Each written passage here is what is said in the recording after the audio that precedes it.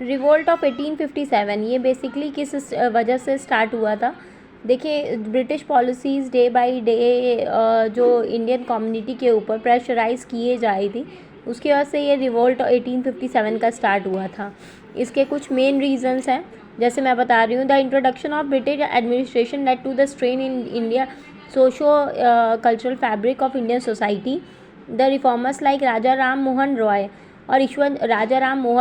और ईश्वर चंद्र विद्यासागर जो थे, वो प्रेशराइज़ कर रहे थे गवर्नमेंट को कि पास करे लॉ चाइल्ड मैरिज के लिए, चाइल्ड की मैरिज जो हो रही थी उसके लिए, लीगलाइजिंग विडो रीमैरिज, विधवा की दोबारा शादी हो सके, अबॉलिशन ऑफ सती, जब किसी लड़की का हस्बैंड की डेथ हो जाती थी तो उसके साथ लड़की को भी जला दिया जाता था।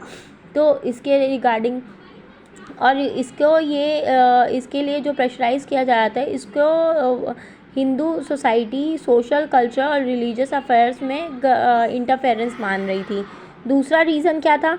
Moreover the government took decision to tax temple and mosque land which were granted tax free by local ruler. They also introduced legislations like Religious Disabilities Act 1856, which modified Hindu custom. Hence, British were accused of interfering in religious affair.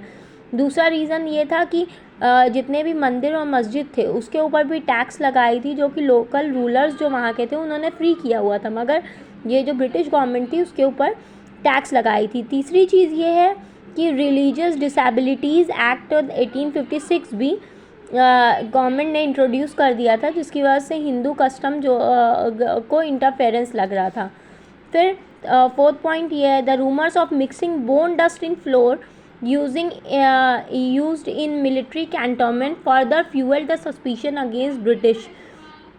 तो ये important topic है, जिसमें ये था कि mixing bone dust, जो हड्डियों को के डस्ट को आटे में मिला करके मिलिट्री कैंटोनमेंट में जितने भी मिलिट्री रहते थे, सिपाही रहते थे, उनको खिलाया जाता था, जिसकी वजह से ये एक मेनली 1857 का रिवोल्ट हुआ था।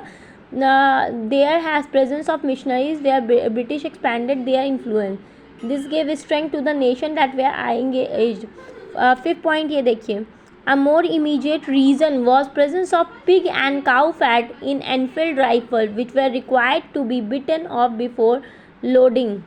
This again was a rumor which was not dispelled by the British officer to the satisfaction of sepoys.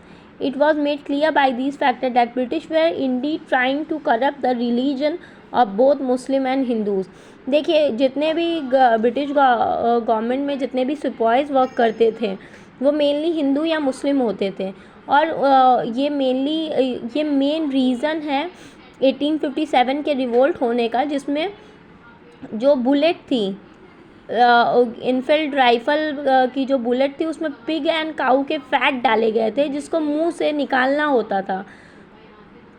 इसकी वजह से मेन 1857 का रिवोल्ट हुआ था, क्योंकि हिंदू और मुस्लिम दोनों के धर्म के खिलाफ है ये। इकोनॉमिक कॉजेज़ क्या थे वो मैं आपको नेक्स्ट टॉपिक में पढ़ाऊँगी। पहले ये जो सोशो कल्चरल रिलीजियस कॉजेज़ थे 1857 रिवोल्ट के, वो मैंने आपको पढ़ा दिया है।